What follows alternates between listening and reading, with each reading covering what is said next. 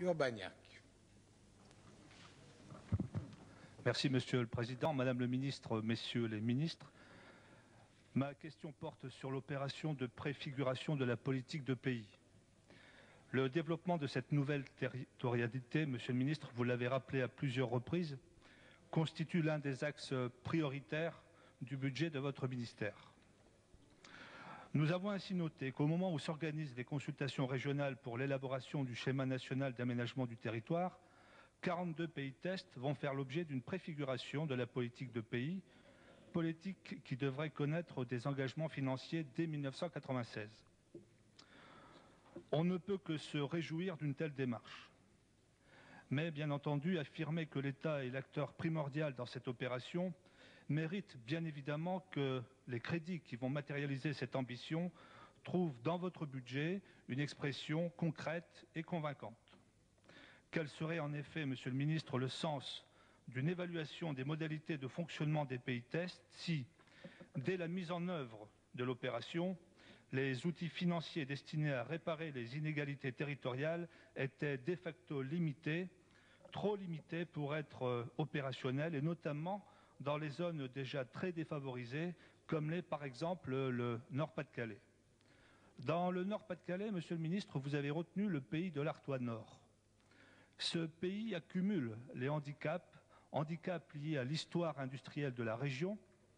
Il suffit de rappeler que la moitié des friches françaises se trouvent concentrées dans cette région. Handicap également lié à la pauvreté chronique de ces communes. Je ne rappellerai pas ici les comparaisons de potentiels fiscaux qui ont été présentées tout à l'heure. Ne bénéficiant pas d'une intervention des fonds structurels communautaires au titre de l'objectif 1, le pays de l'Artois Nord ne peut plus espérer aujourd'hui une éventuelle compensation de son retard par rapport aux autres arrondissements du bassin minier limitrophe du Hainaut belge, en raison même de l'amenuisement des moyens financiers affectés au Fonds national d'aménagement et de développement du territoire. Par ailleurs, on ne peut pas dire que les montants prévus dans les dotations du budget de la DATAR soient de nature à favoriser une réelle incitation en faveur du redéveloppement économique global de ce bassin d'emploi. Or, Monsieur le Ministre, des projets solides existent. Le pays d'Artois Nord est en train, par exemple, de concentrer ses efforts sur la future réalisation de la plateforme multimodale de transport d'intérêt européen de Dourges, évoquée par Madame le Ministre tout à l'heure, ou encore sur la création d'un centre de culture vivante consacré aux arts forains, sur lequel Monsieur le Ministre de la Culture s'est engagé. J'en viens donc, Monsieur le Ministre, à ma question. L'étude des entités d'ancrage de cette nouvelle territorialité que sont les pays va-t-elle bénéficier d'un accompagnement financier de l'État suffisant pour corriger au plus près des réalités les inégalités du développement et plus particulièrement, y aura-t-il des mesures budgétaires de soutien au projet du pays de l'Artois Nord? La parole est à M. le secrétaire d'État.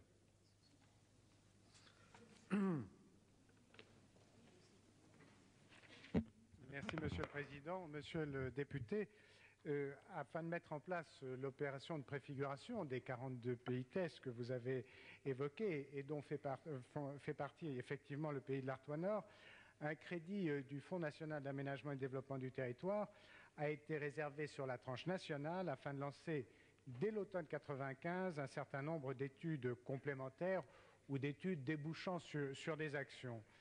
À la demande de M. Bernard Ponce et de moi-même, le délégué à l'aménagement du territoire a informé le 12 octobre dernier les préfets concernés de cette possibilité budgétaire en leur demandant, en accord avec les sous-préfets désignés comme correspondants pour chacun des pays tests, de faire des propositions d'utilisation de ce fonds. Ces études seront financées à 80% et pourront atteindre un montant compris dans une fourchette allant de 100 000 à 250 000 francs.